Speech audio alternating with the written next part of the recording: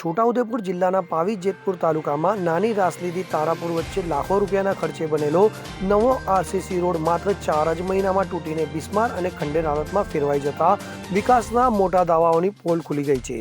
તો જનતાના ટેક્સના પૈસે બનેલા આ રોડ સુવિધાને બદલે જાણે ભ્રષ્ટાચારનો જીવતો જાગતો નમૂનો બની ગયો હોય તેમ લાગી રહ્યું છે.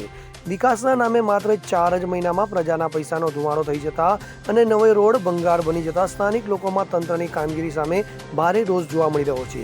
તો વિકાસની મોટી વાતો વચ્ચે રોડની આવી દયનીય હાલત જોઈને પ્રજા હવે ગંભીર સવાલ પૂછી રહી છે કે આ ભ્રષ્ટ કામગીરી માટે વાસ્તવમાં જવાબદાર કોણ છે. અમારે એ પ્રોબ્લેમ છે કે આ રોડ રસ્તો છેલ્લા 4 મહિનાથી બન્યો છે, એની ઉપર ભારે વાહનો જાય છે અને રોડ અમારો તૂટી ગયો છે. તો આ આદિવાસીના આવવા જવર માટે રસ્તો બનાવ્યો છે, ના કે ભારે વાહનો એથી માફિયાઓ અહીંથી નીકળે છે. એ અમારે જલ્દ બંધ કરવો જોઈએ અને અમારા જો અહીંયા ઢોર પશુ ચરતા હોય એના માટે બી અમારો પ્રોબ્લેમ છે. તો આ જેમ બને તેમ સરકારને અમારું નિવેદન છે કે જલ્દી એ બંધ કરાવે અને અમને રસ્તો બનાવી આપે નવો જેવો હતો અને એવો. આજથી ઘણા વર્ષો સુધીથી અમના રસ્તો બન્યો તો એને જલ્દી તોડી નાખ્યો. તો આ રસ્તો બનાવવાની મહેરબાની કરી આપે સરકારશ્રીને અમારું એ નિવેદન છે. આ કયો રસ્તો?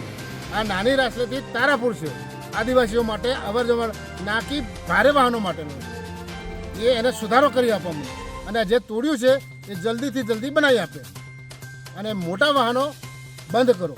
જેવા રેતીના માપે મોટા ડમ્પરો જાય છે એ બધું બંધ કરાવો. શું નામ આપ્યું? Janubhai Ratanbhai Rathwa. Bureau report CN24 news. હવે જુઓ દેશ દુનિયાની તમામ ખબરો તમારી આંગળીના ટેરવે. ઉઠાવો મોબાઈલ અને Google Play Store પરથી ડાઉનલોડ કરો અમારી CN24 ન્યૂઝ મોબાઈલ એપ.